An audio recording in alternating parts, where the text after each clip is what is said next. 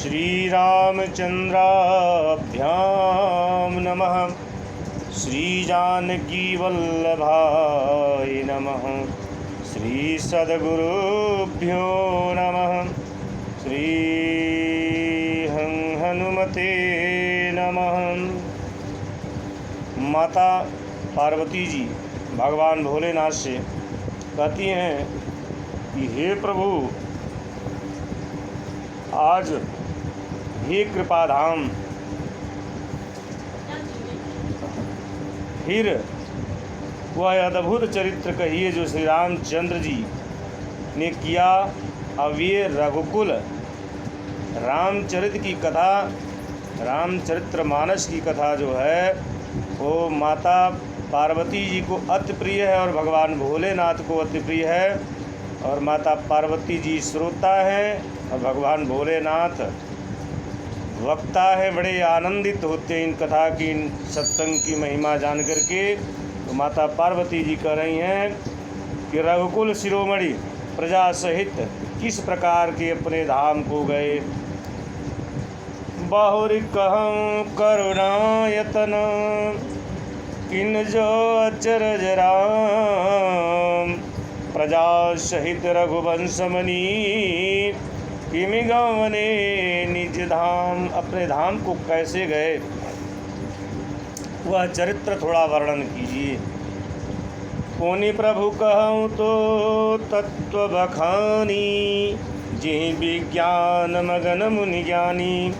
भगत ज्ञान विज्ञान विरागा। पुनि सब वर्णहूँ सहित विभागा। हे प्रभु, फिर आप उस तत्व को समझा करके कहिए जिसकी अनुभूति में ज्ञानी मुनिगण, संत और महात्मा सदा मग्न रहते हैं। जोगी जति सन्यासी सब उस तत्व के लिए लीन हो जाते हैं, तन्मय हो जाते हैं, सदा मग्न रहते हैं। फिर भक्ति ज्ञान विज्ञान और वैराग्य का विभाग सहित वर्णन कीजिए। और राम रहस्य अनेका कहु नाथ यति विमल विवेका। जो प्रभु मैं पूछा नहीं होई। सोई दयाल राखूं जनीश गोई। श्री रामचंद्र जी की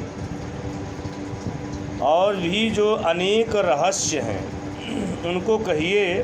हे नाथ, आपका ज्ञान अत्यंत निर्मल है।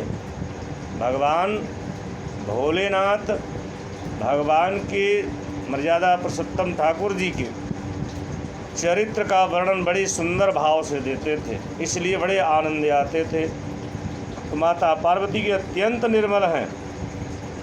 हे प्रभु, जो बात मैंने पूछी हूँ, हे दयालु, उसे भी आप छिपा न रखिए, उसको पूर्ण रूप से मुझे ज्ञात कराइए। तुम अत्र भुवन गुरु वेद बखाना। आन जीव पावर का जाना। प्रश्न उमा कै सहज सुभाई। छल विहीन सुन शिव मन भाई। तब भगवान आशुतोष कहते हैं कि वेदों में